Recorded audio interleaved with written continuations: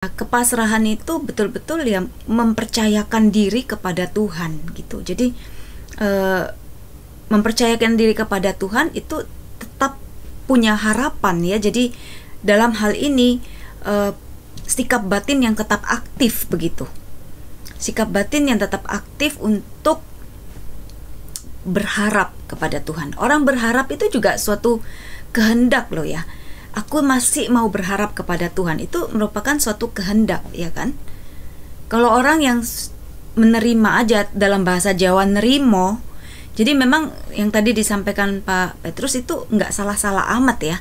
Karena dalam bahasa Jawa, kalau dianggap nerimo itu juga mengandung kepasrahan. Artinya misalnya ada orang yang kecelakaan, sekeluarga ke gereja, anaknya turun duluan sama istrinya, suaminya masih parkir mobil, cari tempat parkir. Biasanya kalau hari Minggu itu full ya parkirnya. Jadi daripada anaknya dan istrinya jalan jauh, dia turunin dulu di gereja.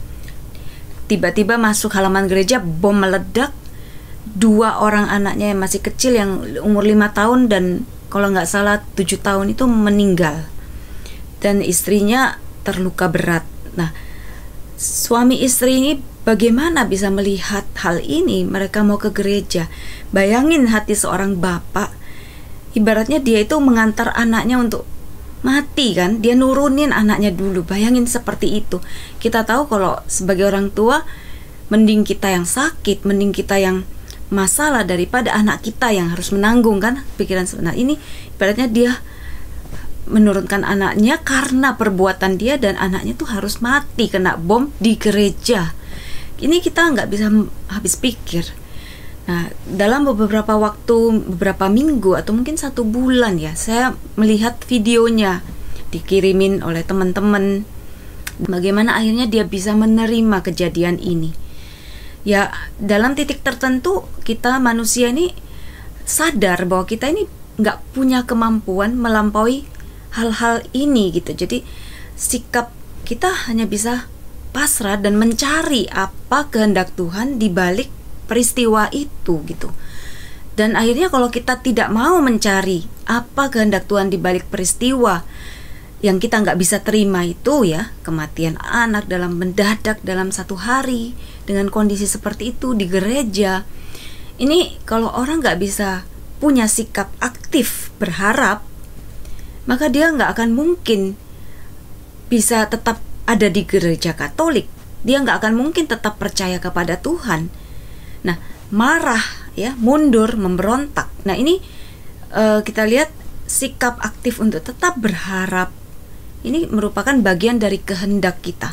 Apakah aku mau memilih tetap percaya pada Tuhan, ataukah aku memilih untuk marah pada Tuhan? Nah, akhirnya ini yang sangat menentukan apakah kita tetap punya kepercayaan. Makanya pasrah dan kepercayaan ini kan tidak dipisahkan begitu. Kepercayaan dan pasrah ini menjadi satu judul, satu kesatuan, satu kebajikan. Kalau orang cuma nerimo aja tapi tidak percaya pada kebaikan Tuhan, kita nggak bisa anggap itu pasrah. Mungkin nerimo aja tetapi hatinya itu pahit gitu. Hati itu mendongkol, marah sama Tuhan tapi nggak bisa apa-apa. Itu mungkin bisa menerima orang seperti itu. Orang dikatakan menerima. Kita lihat mukanya mungkin ya sama, diam. Tapi di dalam hatinya beda.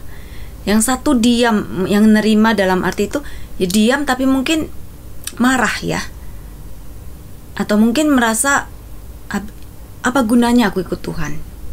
Atau mungkin merasa Tuhan tidak adil. Atau mungkin merasa di mana belas kasih Tuhan. Mungkin setiap orang menerima satu kenyataan pahit itu mengalami proses itu dulu, ya, marah dulu, pasti ya, sakit hati dulu, pasti mempertanyakan keadilan dan belas kasih Tuhan, pasti itu, iya kan? Seperti ini barusan teman suami saya 2 bulan lalu itu mereka bertemu di Jakarta untuk urusan kerjaan. Mereka bicara untuk planning ke depan. Dia ini salah satu orang yang sungguh usahanya sangat berhasil ya, si teman suami saya. suami saya juga menerima proyek dari dia. Dan kemudian minggu lalu kami dengar istrinya kan meninggal karena COVID. Lalu suaminya waktu itu sedang di ICU, jadi dia nggak tahu kabar terakhir istrinya. 3 hari di ICU, suaminya pun meninggal. Nah, mendapat kabar ini kami shock sekali. Dan kami nggak bisa bayangin bagaimana perasaan anaknya yang memberi kabar pada suami saya, menguburkan kedua orang tuanya dalam waktu 1 minggu itu ya. Jadi pasti orang mengalami fase itu dulu marah ya. Tapi setelah itu, kalau ini yang membedakan ya, kalau orang punya iman, orang tetap punya harapan yang kuat kepada Tuhan. Lalu kemudian dia mencintai Tuhan di atas segalanya, ya, mencintai Tuhan di atas segalanya, maka pasti pilihannya akan mengarah pada, ya Tuhan, aku menerima ini sebagai kehendak-Mu. Beri aku kekuatan, ya, dan aku percaya bahwa apa yang Kau rencanakan, apa yang Kau sudah pilih buat aku, buat keluargaku, ada kebaikan di balik ini. Orang yang punya kepercayaan dan pasrah akan ke arah situ. Jadi sikap batinnya pasti tetap percaya pada kebaikan Tuhan. Sama seperti Injil hari ini ya, kalau di sana kan masih Minggu.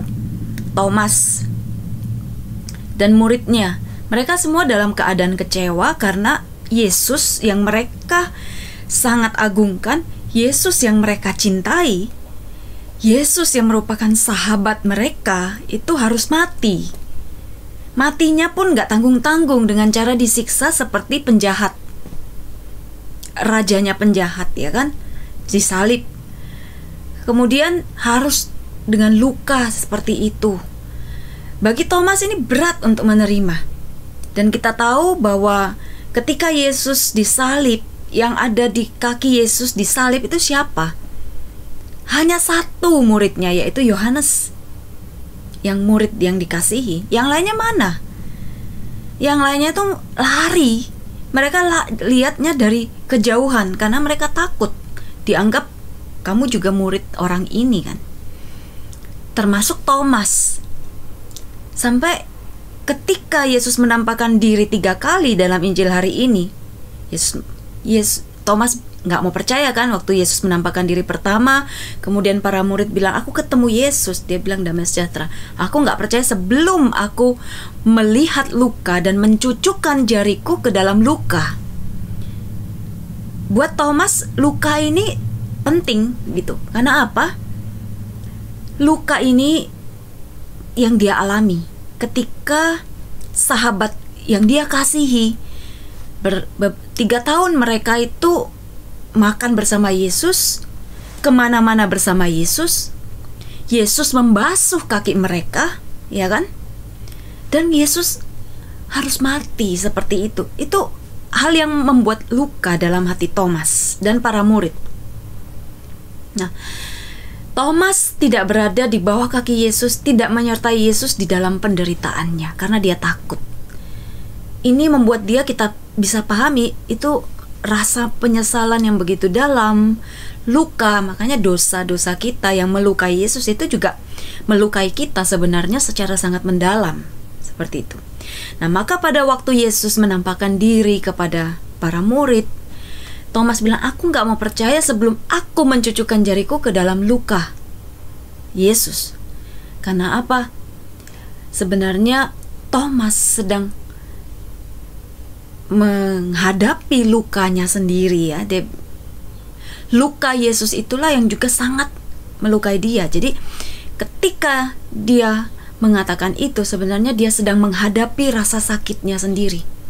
Dia berani untuk menghadapi luka Yesus. Dia berani untuk menghadapi kembali luka batinnya sebenarnya. Iya kan? Si Thomas sebenarnya sangat terluka. Tapi kemudian dia sembuh ketika dia berani untuk menghadapi lukanya sendiri dengan mencucukkan jarinya ke dalam luka Yesus. Ini tindakan yang berani dari Thomas. Kalau umumnya kita melihat, Thomas ini kurang iman. Umumnya orang hanya melihat kan seperti itu ya. Kurang iman sampai sudah lihat Yesus saja nggak percaya, sudah harus mencucukkan jari. Tapi sebenarnya kalau kita lihat lebih dalam, banyak dari kita yang juga terluka dalam hidup. Banyak dari kita yang akhirnya nggak mau melihat luka itu lagi. Banyak dari kita yang juga terluka pada Tuhan.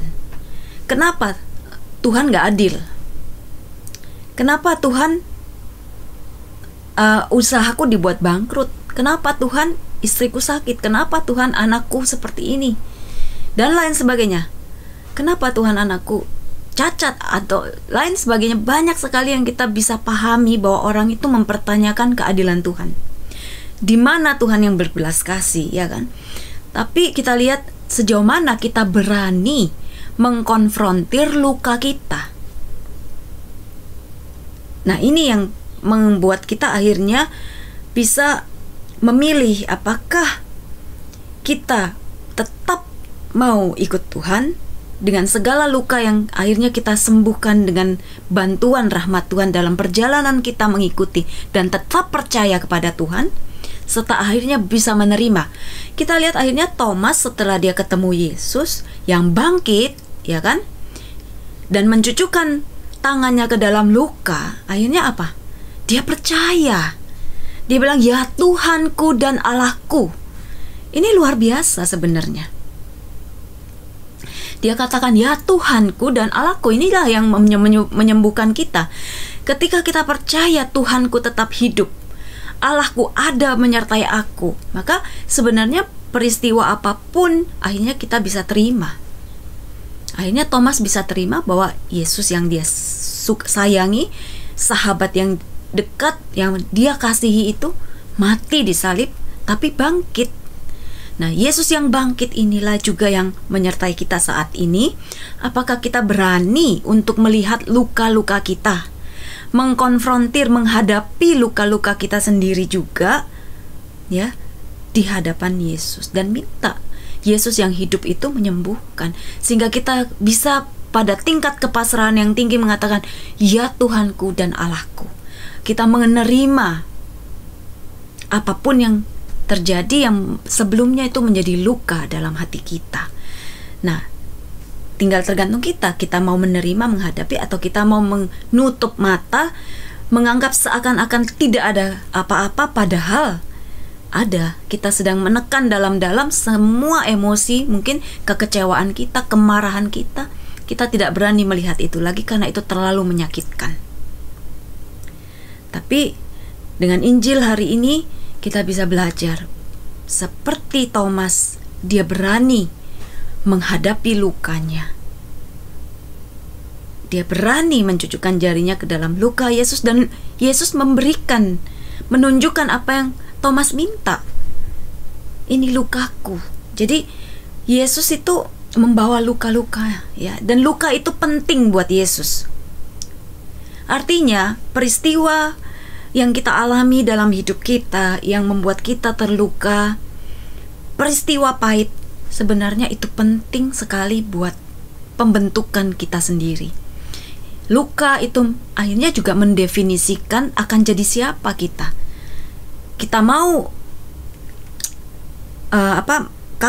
mengalah, menyerah, itu yang menyerah, give up terhadap luka dan kepahitan hidup, ataukah kita mau bangkit mengatasi sehingga akhirnya kita menjadi seorang pemenang, dan bahkan kita bisa menjadi seorang yang menolong orang lain di dalam kondisi seperti yang kita alami. Itu banyak kejadian seperti itu. Orang yang narkoba akhirnya itu memang karena dosanya sendiri, ya, tapi karena doa istrinya dia bisa bebas, dia terlepas dari kecanduan, kemudian dia melayani Tuhan, dan khususnya orang-orang yang kecanduan juga. Nah, orang yang mantan kecanduan, orang yang mantan luka batin, orang yang mantan dilukai oleh orang tua, mantan broken home, mantan dilukai anaknya, mantan dianiaya oleh mertua, mantan bangkrut, ya. Itu semua setelah mereka bangkit, itu mereka itu jadi orang yang bisa menguatkan orang lain yang mengalami kondisi seperti itu. Dan orang yang kondisi seperti itu saat ini akan mendengarkan mereka, karena mereka bilang, "Oh, kamu tahu situasi saya. Kamu pernah bangkrut. Kamu pernah sakit kanker, kamu pernah dihina mertua, kamu pernah broken home, tapi kamu bisa tetap setia, kamu tetap bisa ada di sini. Kamu tidak menolak Tuhan, kamu tidak menjadi orang jahat, kamu tetap bisa baik. Ini luar biasa. Nah, inilah yang menjadi contoh buat orang lain yang juga dalam kondisi sedang bergumul, sedang berjuang, sedang proses seperti itu. Jadi beranikah kita menghadapi luka kita? Ini yang diajarkan sebenarnya oleh Thomas. Dia seorang yang menurut saya dia berani melihat kembali luka itu. Ya, jadi luka punya arti buat Tuhan. Luka kita loh ya. Jadi jangan kita sampai malu, jangan kita juga menyesali kenapa itu terjadi dalam hidupku. Kenapa aku dulu tidak dikasih oleh orang tuaku, sehingga aku sekarang bertumbuh jadi orang yang banyak iri hati, orang yang keras. Setelah kita tahu ya, bahwa kasih Tuhan itu tetap ada buat kita. Khususnya hari Minggu Kerahiman Ilahi ini kan, kita tahu ini merupakan undangan dari Tuhan untuk kita datang pada Dia, menyerahkan luka kita, dosa kita, masa lalu kita yang gelap, untuk Tuhan sembuhkan, Tuhan ampuni, dan Dia jadikan kita baru. Itu kan janji Yesus pada Santa Faustina. Barang siapa yang mengakukan dosa, luka itu juga dosa loh ya, kalau kita menyimpannya dalam-dalam. Itu yang menghambat kita mengalami damai sejahtera. Seperti Injil hari ini kan, Yesus menampakkan diri pada murid, dan 3 kali Dia bilang damai sejahtera bagi kamu. Tapi kenapa banyak murid Kristus gak mengalami damai sejahtera?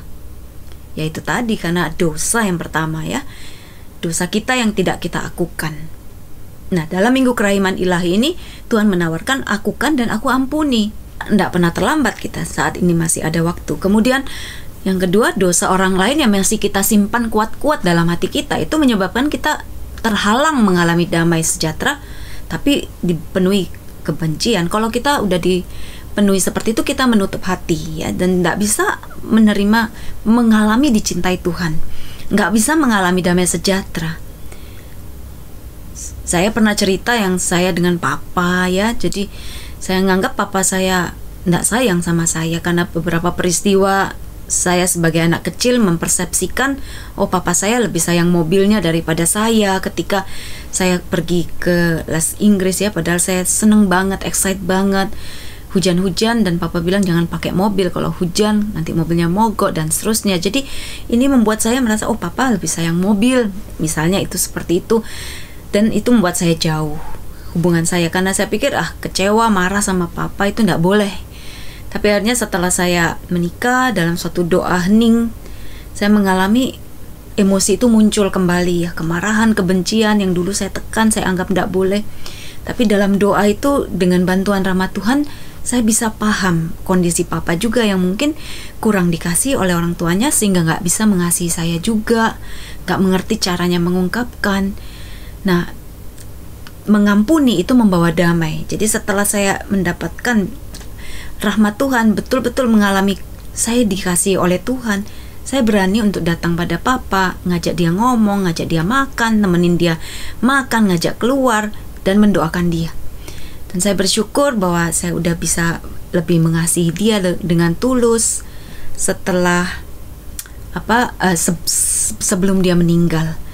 Jadi, dan tentu saya lebih damai. Jadi ini yang Tuhan inginkan buat kita semua, mengalami damai.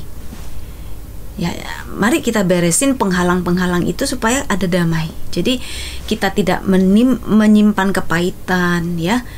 Tapi akhirnya dengan disposisi batin yang beres gitu, kita lebih mudah untuk percaya pada Tuhan dalam situasi apapun dan pasrah.